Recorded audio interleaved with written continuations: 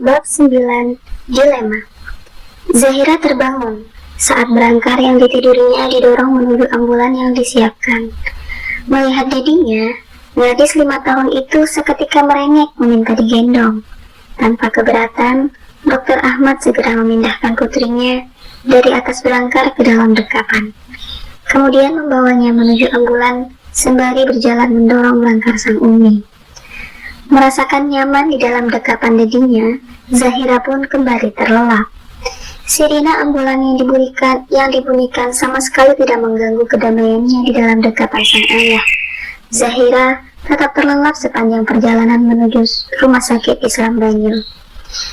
Dari balik masker oksigen yang transparan, terlihat Umi Zahira mengangkat kedua ujung bibirnya, mencetak menjadi sebuah senyuman. "Ahmad," panggilnya. "Iya, Umi." "Lihatlah Zahira. Di dalam dekapanmu, dia merasa sangat tenang. Kamu memang segalanya bagi Zahira." Sembari melirik Zahira, Umi Fahira berucap.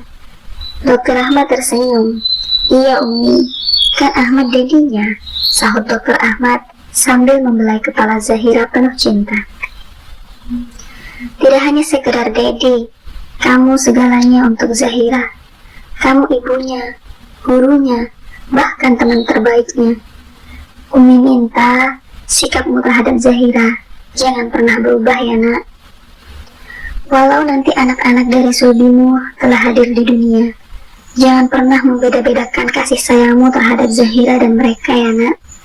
Jangan sampai kehadiran mereka mengurangi kasih sayangmu terhadap Zahira.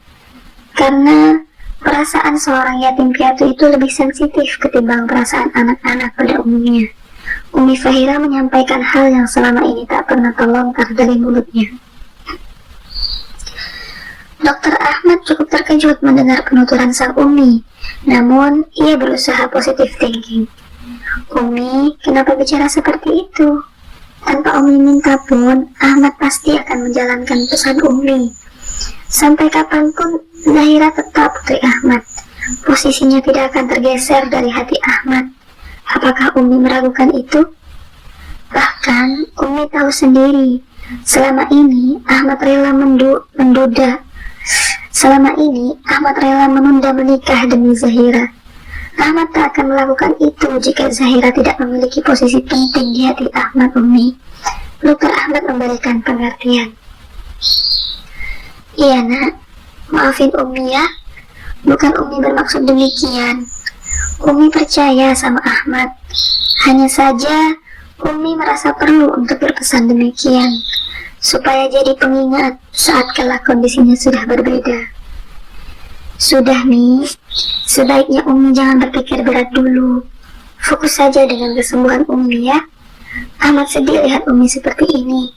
Dokter Ahmad mengarahkan tangannya, meraih tangan sang Umi dan menggenggamnya. Sementara Umi Fahira hanya tersenyum, bibirnya bergerak-gerak, membaca zikir-zikir yang dihafalnya. Namun, beberapa saat, ia kembali terdiam. "Kalau lagi seperti ini, Umi jadi ingat abahmu, Nak. Kalau dia lihat Umi seperti ini, pasti dia akan menjadi orang yang paling kacau." Umi jadi rindu. Dengan mengukir senyuman, Umi Fahira bercerita. "Beberapa hari lalu, Umi mimpi bertemu dengan abahmu.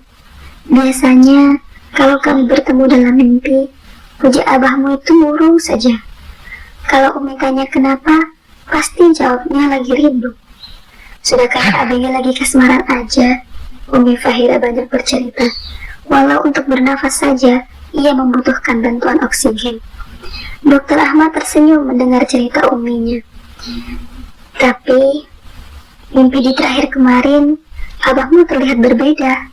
Wajahnya sumringah, sehingga Umi merasakan mimpi itu begitu nyata. Akhirnya, jadi kangen begini, berasa lagi LDR-an aja. Umi seperti merasa abah masih ada." Umi Fahira tersenyum. "Semoga itu pertanda baik ya, Umi." "Amin." Tak berselang lama, ambulan sampai di rumah sakit. Umi Fahira dan Zahira segera dibawa menuju ruangannya. Di lobi, Anjani sudah menunggu. Melihat rombongan suaminya melintas, Ia segera mengikuti langkah mereka. Sayang, pelan-pelan aja jalannya. Melihat istrinya bergabung, Dr. Ahmad memperlambat langkahnya, mensejajarkan langkah dengan istrinya, membiarkan suster membawa Umi ke ruangannya. Sudah lama sampai di sini? Tanya Dr. Ahmad. Belum bang, baru beberapa menit yang lalu. Tadi di depan Batagor cukup lama, karena ngantri. Dr. Ahmad mengangguk-angguk. Tapi dapat Batagornya? Tanya Dr. Ahmad memastikan. Dapat bang, makasih ya. Abang sampai repot-repot minta supirnya mampir ke tempat Batagor, ungkap Anjani. Sama-sama sayang, maaf ya belum bisa ajak kamu makan di sana.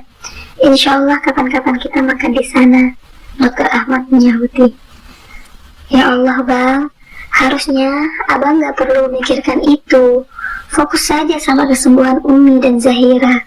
Dr. Ahmad tersenyum. Kesembuhan Umi dan Zahira, juga kebahagiaan kamu, semuanya sama-sama prioritas utama abang. Sebisa mungkin, abang bijak dalam membagi fokus abang. Selagi bisa, kenapa tidak? Suara Dr. Ahmad terdengar ngos-ngosan karena berjalan sambil mengobrol dan menggendong Zahira. Anjani tersenyum. Abang memang terbaik, pujinya.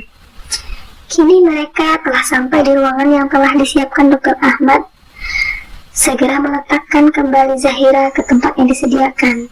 Gadis itu sempat terbangun, namun Dr. Ahmad membuatnya kembali tertidur. Mungkin efek obat antinyeri yang dikonsumsi Zahira membuatnya terus merasa ngantuk. Pandangan Dr. Ahmad kini beralih ke arah Umi Fahira. Wanita sepuh itu juga mulai terlihat memejamkan mata.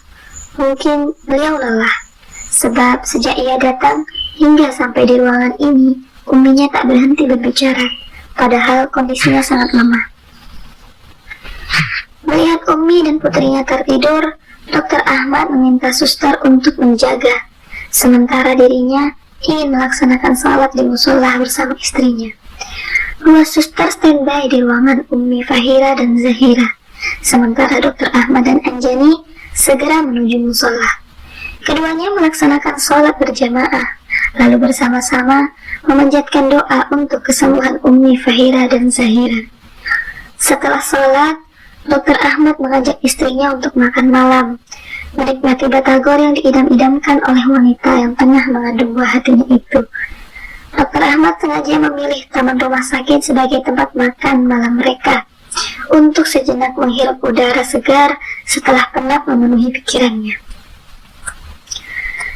Dr. Ahmad meminta Anjani duduk, menyelonjorkan kaki agar lebih rileks.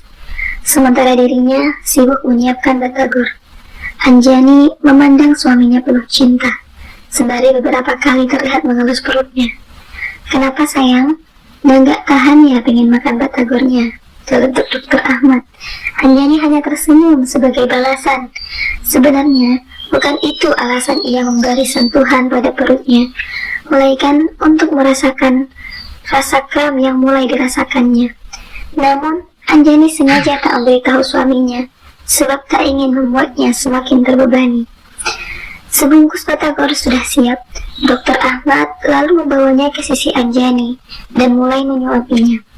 Anjani menerima setiap suap demi suap yang diberikan suaminya. Enak sayang? Tanya Dr. Ahmad. Enak banget bang, sahut Anjani antusias.